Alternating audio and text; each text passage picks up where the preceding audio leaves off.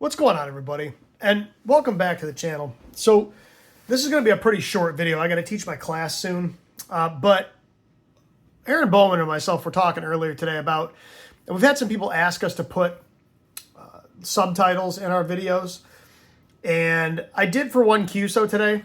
But I'm going to talk a little bit about why we generally don't. I want to talk a little bit about some of the things you're hearing in a QSO so you understand what's going on. Because people, I think, want us to put subtitles in, A, so they can copy along, which I get, and B, so that they understand what's going on. Now, the copying along thing helps to some point.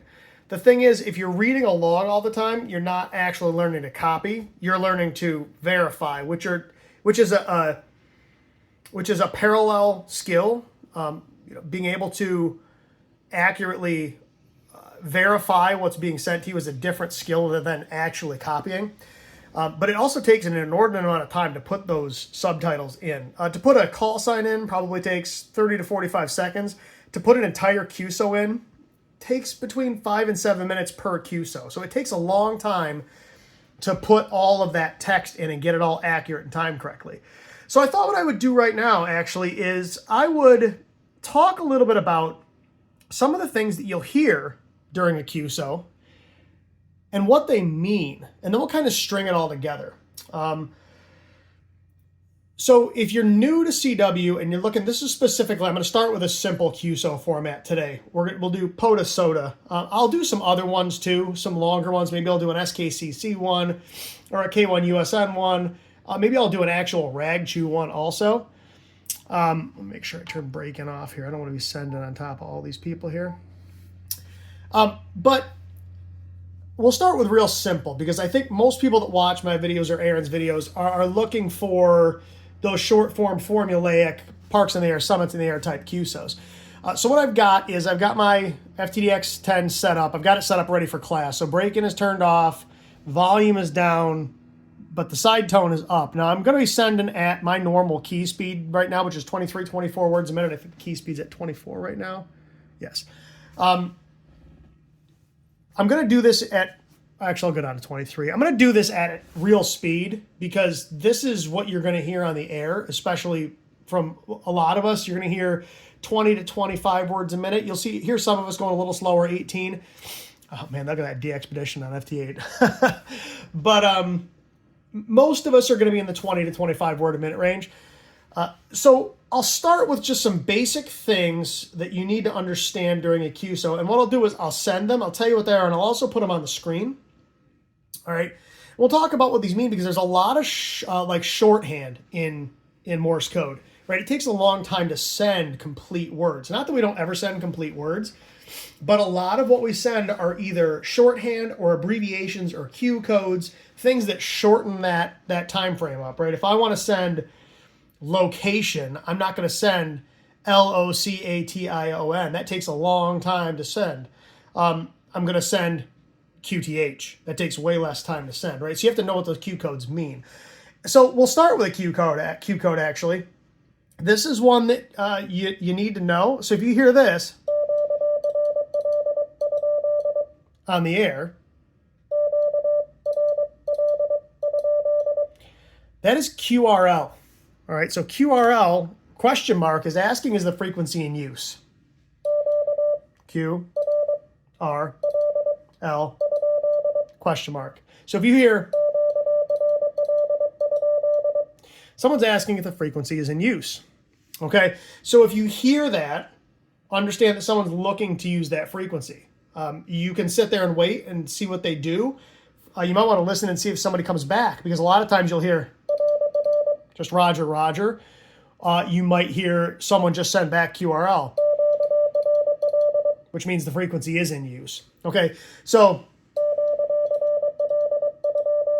QRL question mark, they're asking if the frequency is in use. Now, this next one everybody's probably familiar with, right? CQ, C, Q. So when you hear someone calling for CQ for parks in the air or summits in the air, it's going to sound like this. So I'll send a CQ POTA and then a CQ SOTA, and then we'll talk about exactly what I'm sending.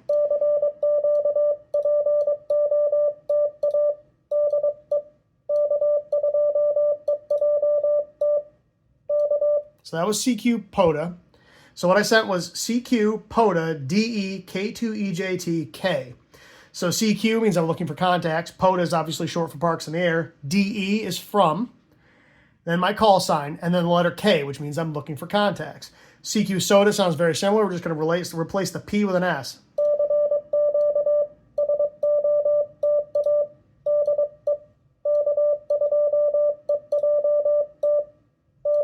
Same thing. We're just CQ SOTA now. Okay. So if you're brand new to hunting Parks on the Air or Summits on the Air, when you dial into a frequency, so when you find somebody on the spots page, so I've got both Parks on the Air and Summits on the Air open here. So if I go to the POTA spots page, all right, I was actually looking at my buddy Eric earlier. We'll get him out of there because I wanted to see if I logged my activation from today, but something looked wonky and I wanted to make sure it actually showed because he worked me today. I wanted to make sure it actually showed me working him today, and it did.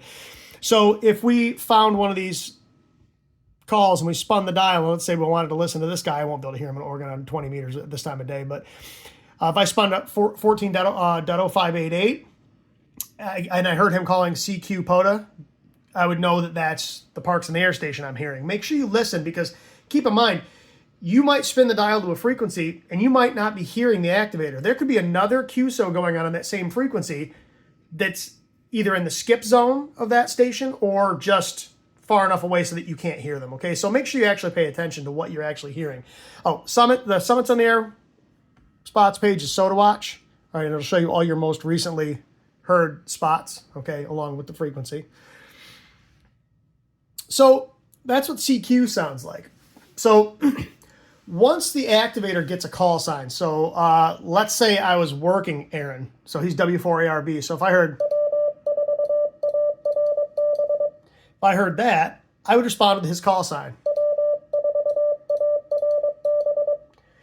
And then I would normally send good morning, good afternoon, or good evening, depending on the time of day. So good morning is GM, okay, short, GM for good morning. Good afternoon is, that's also Georgia, right? GA, good evening is GE. So again, a lot of these are shorthand, right? I'm not sending the words good morning, good afternoon, good evening. It takes too long. All right, and this is what I was talking about it being hard to understand what's going on in a QSO for a normal person because you don't speak the language.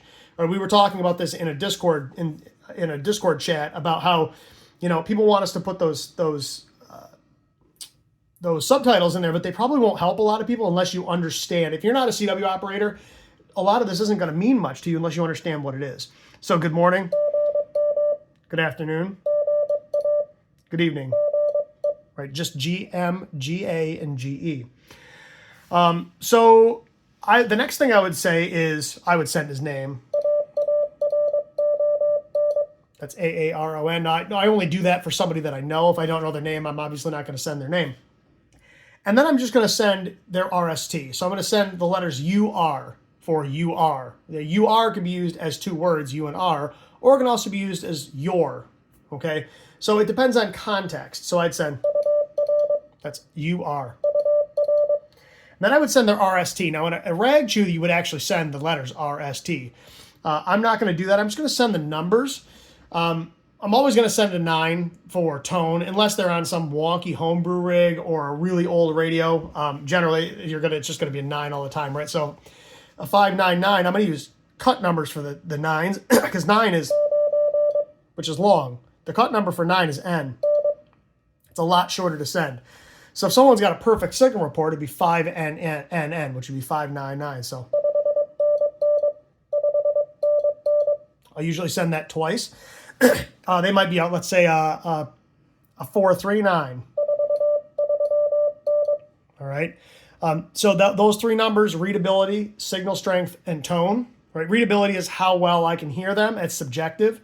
Signal strength, you can either get off the S meter, or if it's a radio that doesn't have an S meter, or if you're just working and you're not paying attention to the S meter, just use your ears. How strong were they? And then the last one is going to be tone. Like I said, it's normally going to be a 9. And then I usually send my state. Now, that's not something the activator will always do, but I always do just so they know where I am, especially because some of the parks activator are in multiple states. So I'll send New York. All right. And then I'm going to send, so you're going to hear that in pretty much all of these QSOs. And that's BK. BK is short for break. Now, the way we use break now is not the way break was originally intended. Break was originally intended to do exactly what it sounded like, break into a conversation. We use it now turning in these short form QSOs, we're using that to turn the conversation over to the other station. Okay, so when you hear, that's being sent back to the other station. Now, that is not a pro sign. So if you're not familiar with pro signs are like AR, where you string two letters together. It's not actually two letters, that's a complete sound. They mean specific things. All right, so in the case of AR, which you won't hear in a POTA or SOTA QSO, that's where I'm ending my message and turning it over to the other station. Okay, BK is just two letters. And it should be sent as two separate letters. That's not a pro sign. You'll hear people send it as a pro sign where it's all strung together. That's okay, but it's technically not a pro sign. It's just short for break. Okay, so then when it's turned back over to the hunter, they'll normally respond in turns. They usually say, let's say, good morning. They might say thank you, so TU. All right, or they might just say Roger, Roger. Okay, RR. And then they will normally send UR, and then they'll send my signal report. So 559, let's say. Then they'll normally send their state. So Aaron is in Alabama, so you hear, all right, so AL. And then he would just send BK to turn the QSO back over to me. So these are very short. It's simply, good morning, my RST, the QTH, and we're not actually sending RST and QTH. In a rag chew, I would send those things. I would send your RST is, or my QTH is, things like that. In these short form things like Parks in the Air, Summits in the Air, we're just sending the signal report and the QTH without actually implicitly saying or explicitly saying that those are what we're sending. It's implied, it's implicit. They know that's what we're sending. All right. And then I would normally say, which now I know, okay, the QSO is coming back to me. And I normally say, Roger, Roger. I usually say thank you. And then I repeat their state so they know I copied them correctly. And then I'll send and, so ES. Okay, so ES is and, so if you hear that, someone's saying and. So then I'll usually send 73. All right, which means best wishes. I'm ending the conversation. If I'm working QRP, I'll send 72 because 72 is less than 73. So, all right. So if you hear that, it means they're working QRP. And then I'll send from DE, my call sign, and then I will just send, which ends the QSO. You hear those two dits. The other station will respond with, and that ends the QSO, right? There are some other things you might hear. People say, thanks for the call. So thanks is TNX. All right, you might hear that occasionally. For is FER. You might hear somebody use that also. Okay, if this seems a little disjointed, it's because I realized I forgot a couple things I wanted to include in the video, so I'm kind of segueing this right in the middle of when I'm talking about some oddball things you might hear in a QSO. Two of the other things you might hear that I totally forgot to put in here are old man. All right, so if it's somebody you're familiar with, a lot of times instead of sending their name, you'll just send old man. So OM. O-M. Old man. The other one you'll hear a lot is good luck. All right, GL. G-L. That's good luck. Okay, now back to our regularly scheduled video. So, another common thing you're going to hear on the air is fine business. FB. You'll hear Forrest, KI7QCF, send that a lot. It just means, you're good job, good going. Oop. All right, I sent FD. It's not field day, it's fine business. All right, so those are some of the common things you'll hear. So when you listen to a QSO, what you'll hear, I'll send the whole thing beginning to end. All right, so I'll call CQ, I'll respond as Aaron, and then I'll respond to him as me, and then I'll answer as Aaron, and then I'll finish the QSO. So,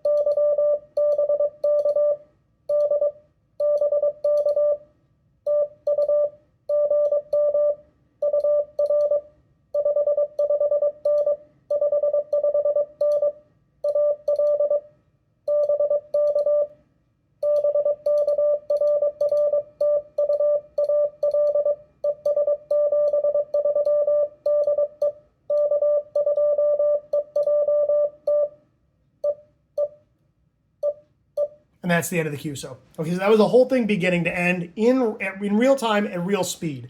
All right, and again, I will put subtitles down below so you can follow along. So that's how a QSO is generally formulated. Now, there will be differences depending on the activator and the hunter. Like I said, there might be different pleasantries. They might send names if they know each other. So like I just sent Aaron's name. Aaron will normally send my name, which is... All right. But you'll only hear names when the two operators know each other, or if it's a rag chew, and once they've told each other their name, then they'll normally call each other by name. Now, the last thing you need to know, there's two things, QRT and SK.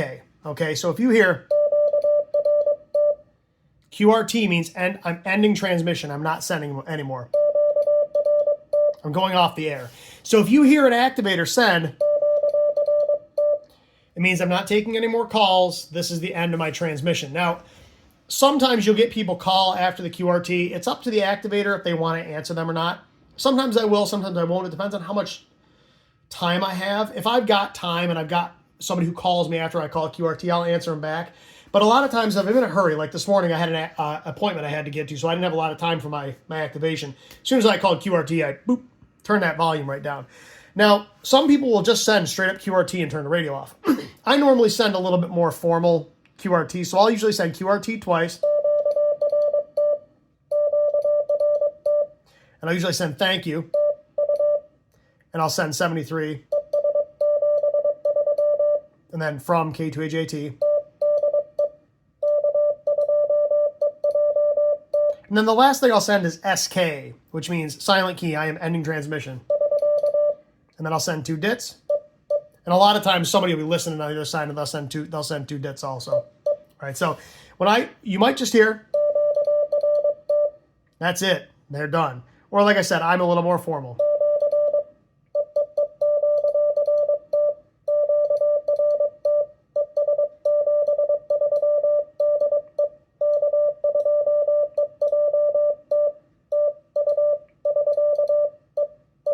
All right. So once you hear that, we're done. Now, there can be other things you'll hear, but that's a common QSO format, and those are what the common abbreviations mean, okay? So when you listen to a QSO in one of our videos, my videos, Aaron's videos, Thomas Witherspoon's videos, Forrest's videos, anybody who does CW, Parks in the Air, Summits on the Air, any of those kind of videos, understand that almost none of that are complete words. They're all abbreviations or shorthand or Q codes, things like that shrink that QSO up to the point where it's manageable. Because if we used whole language all the time, a QSO would take 5 minutes, right? And I'm trying to bang through those real fast. We're trying to keep that QSO rate up so we can get our calls in the log. We want to work as many of these as we can, okay? So like I said, I just wanted to shoot this video especially for newer folks who are trying to follow along and understand what it is they're hearing. Those are the things you're hearing, and that's why we're sending them, all right? And understand that you may get a little lost here and there, but once you pick up the pattern, it's pretty easy to follow along. Okay, so like I said, that's the general format for Parks in the Air and Summits in the Air, and that's what those different things you'll hear on the air mean. Like I said, I will probably shoot another couple of these. I'll shoot one, like I said, maybe one for like SKCC or K1USN. Maybe I'll include those both the same thing because they're a little, and maybe LICW Challenge because they're a little bit more involved because now we're sending names and locations and serial numbers and things like that. And then I'll do just a generic rag chew one. That's a lot more involved. All right, so we'll talk about a general QSO protocol, what that looks like, and the formalities involved, and there are a couple different ways those can go. So at any rate, everybody, hopefully this helps, especially the newer hunters out there who are trying to work parks or summits for the first time, or maybe you're new to it, you've worked a few, but you're trying to kind of follow along. So hopefully that helped. And if you need anything else, if you have any other questions or concerns, feel free to leave them in the comments. Otherwise, as always, thanks for watching. 7-3.